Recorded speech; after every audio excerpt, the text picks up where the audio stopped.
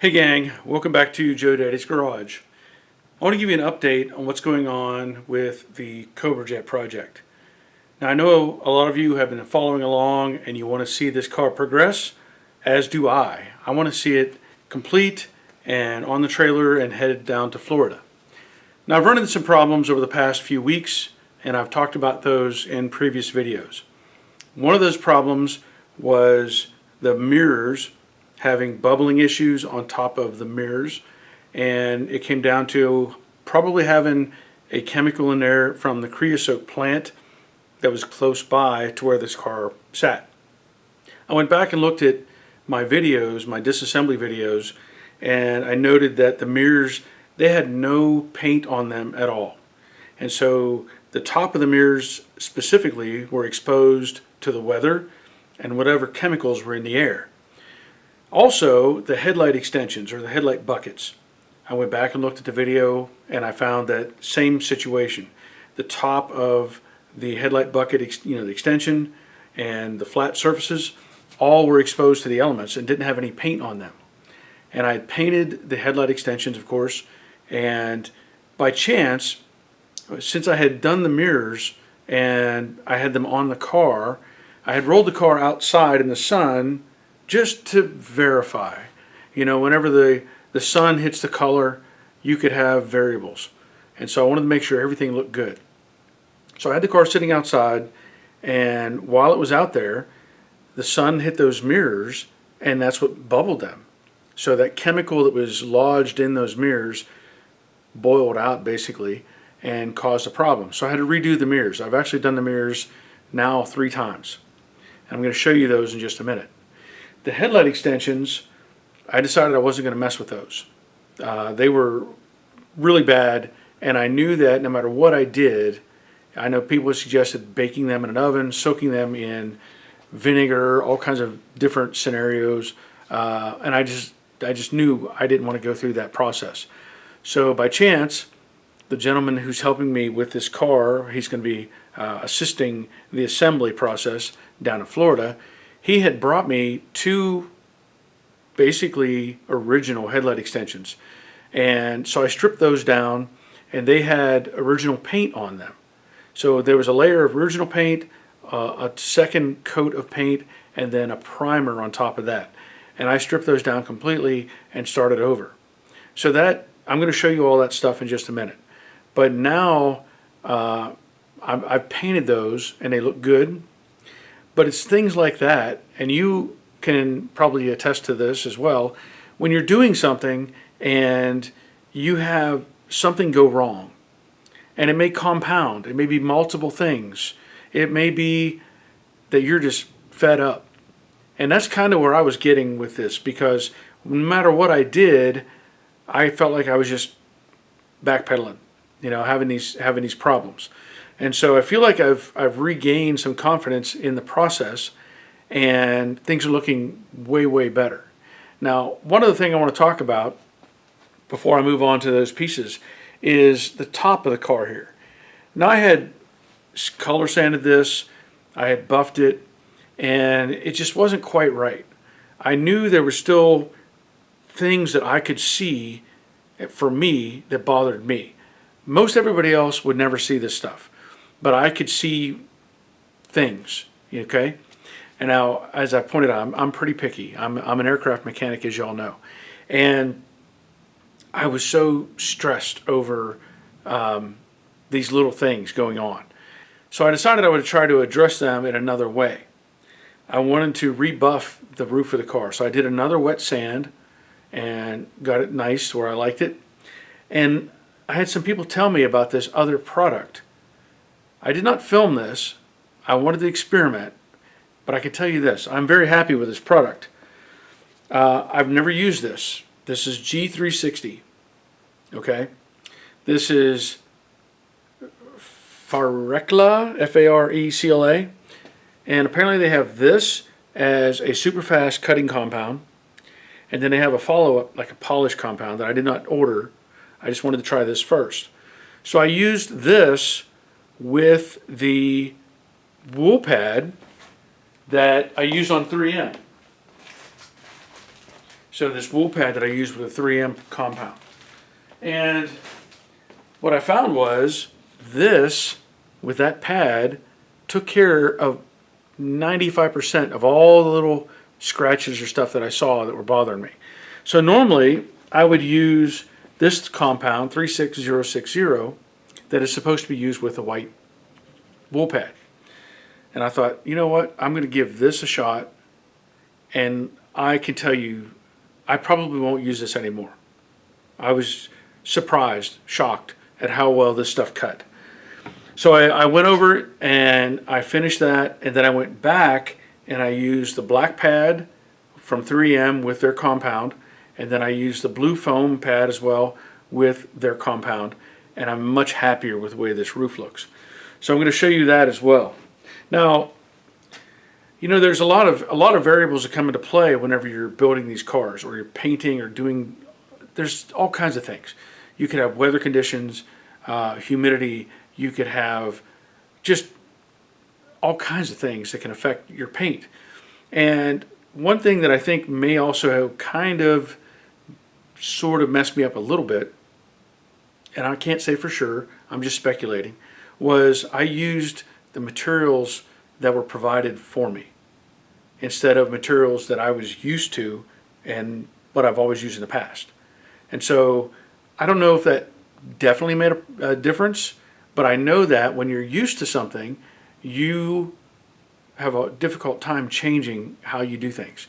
You shouldn't have to. Everything should work the same way, but there can be those variables. So let me show you the roof of the car.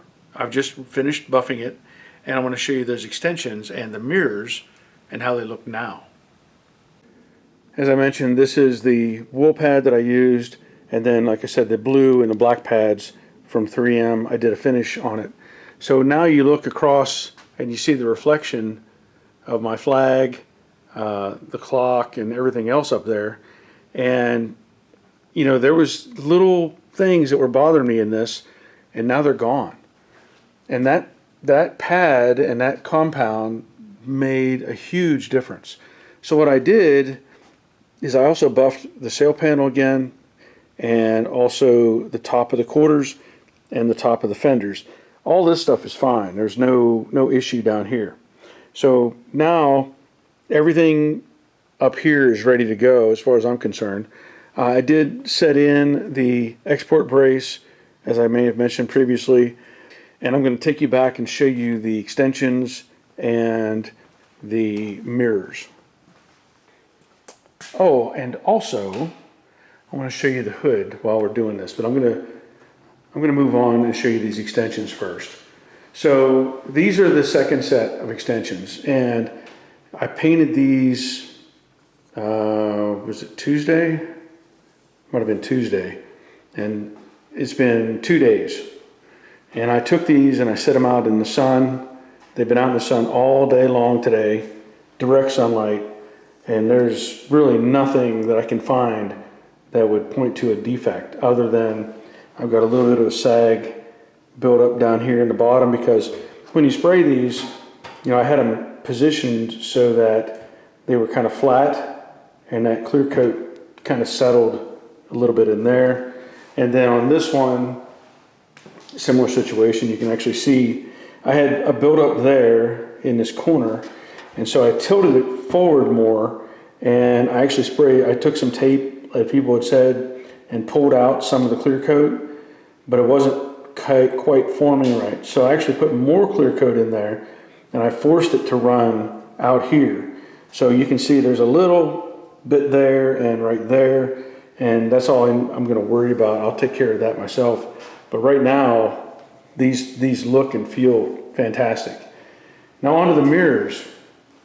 As I had said before, we had a bunch of bubbling going on up here in this front section, and there's still a little bit of dust nibs that got on top of this one, but there's no evidence of bubbling or bumps or anything that would be an issue. And this one is about as perfect as I'm going to get. I mean, I don't really feel any dust nibs in it, and the clear coat didn't run or sag anywhere.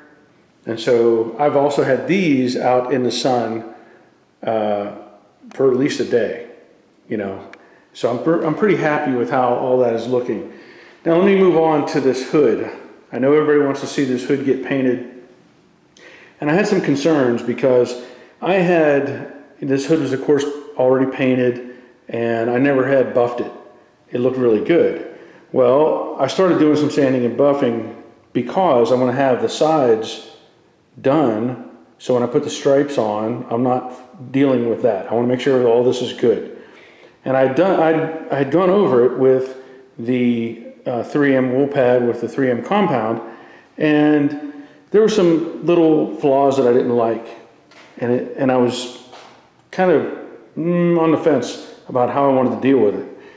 But I came back with that G360 stuff, and I buffed it again, and it's a whole different animal now. I mean, it looks fantastic. Now I do have a sequence that I'm going to show later. It'll be when I do the paint on this, because I talked about having this low spot right here, and my paintless dent repair guy came in and basically took care of that for me. So I'm pretty happy with that. I also went over these ends again with the compound to make sure everything was smooth and ready for the paint process whenever I get to that point. So, you know, it's just things sometimes drag you down. You know, you get moving in one direction and you have a problem, and then it seems like everything is going wrong at the same time. So what does that mean? Well, it means we keep moving forward. It's easy to let stuff like that defeat you. It's easy to have a paint problem or whatever problem and just take you out of the game. And I know I get people contact me all the time. They want me to do their paint projects, or they want me to do this or that and the other. And I stress over paint more than anything. It just eats me up when I have a problem.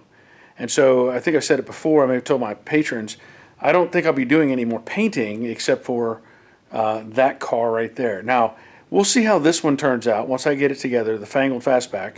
There's a playlist on that. You can go check it out. I think, and that's the next car, of course, that I'm going to be building, but I think my determination for sure will be how this car turns out, the Fangled. Now, I do still plan to paint my Mach 1, and I'm 95% sure that I don't want to paint any cars for anybody else. I feel like if I'm doing the work and I can trust what's under the paint and all that sort of thing, that's a different story. And if there's a problem, it's on me. It's not somebody else's issue. You know, if I do some paint work and somebody had done all the primers and all that sort of thing, and something happens, now it's back on me again. So there's too much stress. I'd rather be running a welder all day long than doing the paint work. But, you know, when you have wins like this, where things turn out maybe better than I expected, that helps a lot. So I know this isn't the normal video that you expect to see from me, but I just wanted to tell you what's going on, and keep wrenching. You know, don't give up on this stuff. Take a break if you have to. I know that helps me sometimes. I just have to stop and walk away and go do something else for a while, but it's worth it to do that and then come back and try to get stuff done. But I want to thank you for watching. I want to thank my patrons especially. If you are interested in becoming a patron and helping me continue to make these videos and future videos, by all means, check out my Patreon, check out my Amazon page. There's a tip jar. You know, if you want to make just a one-time donation, there's a tip jar in the description box. But that'll be it. So hope you have a good week and a good weekend. And until next time, take care of yourselves. See ya.